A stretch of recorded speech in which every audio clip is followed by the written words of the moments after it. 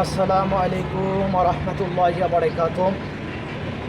সম্মানিত দর্শক শ্রোতা দিনী ভাই ও বোনেরা, আশা করি মহান আল্লাহ তাআলা আমাদের সবাইকে অনেক অনেক ভালো রেখেছেন, সুস্থ রেখেছেন। আলহামদুলিল্লাহ, আল্লাহ তাআলার দরবারে লাখো কোটি শুকরিয়া যে মহান আল্লাহ তাআলা আমাদেরকে শারীরিকভাবে সুস্থ রেখেছেন, হায়াতের জীবন দান করেছেন, শ্রেষ্ঠ নবীর শ্রেষ্ঠ উম্মত হওয়ার তৌফিক দিয়েছেন এবং তার বহুত বড় হুকুম নামাজকে আদায় করার তৌফিক দান করেছেন। এই জন্য সেই মহান আল্লাহ তাআলার দরবারে শুকরিয়া আদায় করছি আলহামদুলিল্লাহ।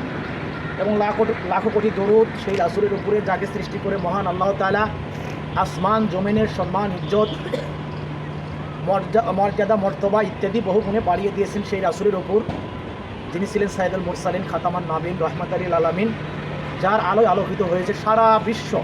সেই রাসূলের উপর দরুদ পাঠ করছি সাল্লাল্লাহু আলাইহি ওয়াসাল্লাম। সম্মানিত দর্শক শ্রোতা দিনী ভাই ও বোনেরা, যে যেখান থেকে এই মুহূর্তে ভিডিওটা দেখছেন, সবাইকে আন্তরিক ধন্যবাদ এবং মোবারকবাদ জানাই। দোয়া করি মহান আল্লাহ তাআলা আমাদের সবাইকে সুস্থ রাখুক এবং দিনের উপরে অটল রাখুক। সম্মানিত দর্শক শ্রোতা দিনী ভাই ও বোনেরা, ইসলামে আজান দেওয়া এবং মুয়াজ্জিন হওয়া অত্যন্ত ফজিলতপূর্ণ একটা আমল এবং ফজিলতপূর্ণ কি একটা পেশা। আসলে যদিও আমরা এই বিষয়গুলো ওইভাবে অনুধাবন করি না, ভাবি না বা ভাবার চেষ্টা করি না, কিন্তু আল্লাহ রাসূল ইরশাদ করে গেছেন যে মুয়াজ্জিনের ইসলামে কত ফজিলত, কত মর্যাদা। আল্লাহ রাসূল ইরশাদ করেন যে যে ব্যক্তি আজান দেয় এবং মুয়াজ্জিন হয় এবং এই আজানের যে কত সওয়াব এবং কত ফজিলত, বলে এইগুলি যদি জানতো, বলে মানুষের সুশৃঙ্খলা বজায় রাখার জন্য, সুশৃঙ্খলতা রক্ষার জন্য লটারি ব্যবস্থা করত। এখন রাসূলুল্লাহ সাল্লাল্লাহু আলাইহি সাল্লাম ইরশাদ করেন, মানুষ অর্থাৎ মুয়াজ্জিন যে আজান দেয়, বলে এই আজান দেওয়ার যে এত সওয়াব এবং প্রথম কাতারে নামাজ পড়ার এত সওয়াব, বলে এই আজান দেওয়া এবং প্রথম কাতারে নামাজ পড়ার সওয়াব যদি কোনো মুসলমান জানতো, বলে কি বলে মানুষ প্রতিযোগিতা করত এবং এইটার সুশৃঙ্খলতা রক্ষার জন্য লটারি ব্যবস্থা করতে হতো। আল্লাহ রাসূল আরেক জায়গায় ইরশাদ করেন যে যখন মুয়াজ্জিন আজান দেয় এবং এই আজানের আওয়াজ, আজানের শব্দ বলে যত দূর যাবে, বলে আল্লাহ তাআলা ওই ব্যক্তির, ওই মুয়াজ্জিনের গুনাহগুলো তত দূর পর্যন্ত মাফ করবেন এবং বলে যে পরিবেশ, গাছপালা, তরুলতা ইত্যাদি ইত্যাদি তার ব্যাপারে সাক্ষ্য দিবে।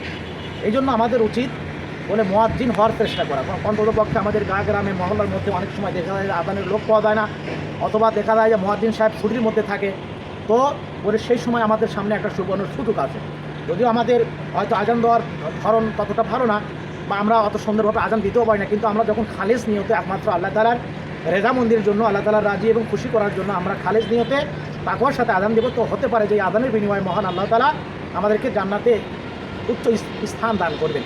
কেননা মুয়াজ্জিনের সাথে, আজানের সাথে জান্নাতের সম্পৃক্ততা রয়েছে। আল্লাহর রাসূল স্পষ্টভাবে বর্ণনা করেছেন, ইরশাদ করেছেন যে যে মুয়াজ্জিন হবে, আজান দিবে, তো আল্লাহ তাআলা তাকে জান্নাতে উচ্চ জায়গা, স্থান দান করবে। তো যাই হোক, তো আমরা আজকে আমাদের ছোট্ট বন্ধুদের কাছ থেকে আসলে আজান কীভাবে দিতে হয় বা আজান যে দেয়, বলে এই বিষয়গুলো তাদের কাছ থেকে আমরা দেখব ইনশাআল্লাহ।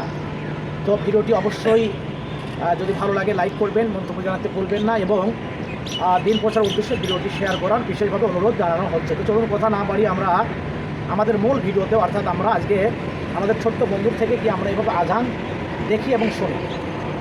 আল্লাহু আকবার, আল্লাহু আকবার, আল্লাহু আকবার, আল্লাহু আকবার।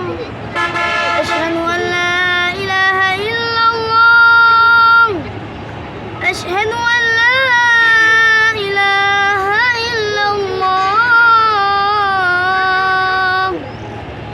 আশহাদু আন্না মুহাম্মাদার রাসূলুল্লাহ, আশহাদু আন্না মুহাম্মাদার রাসূলুল্লাহ। হাইয়া আলাস সালাহ, হাইয়া আলাস সালাহ,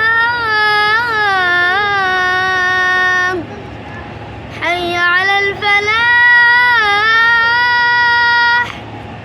হাইয়া আলাল ফালাহ।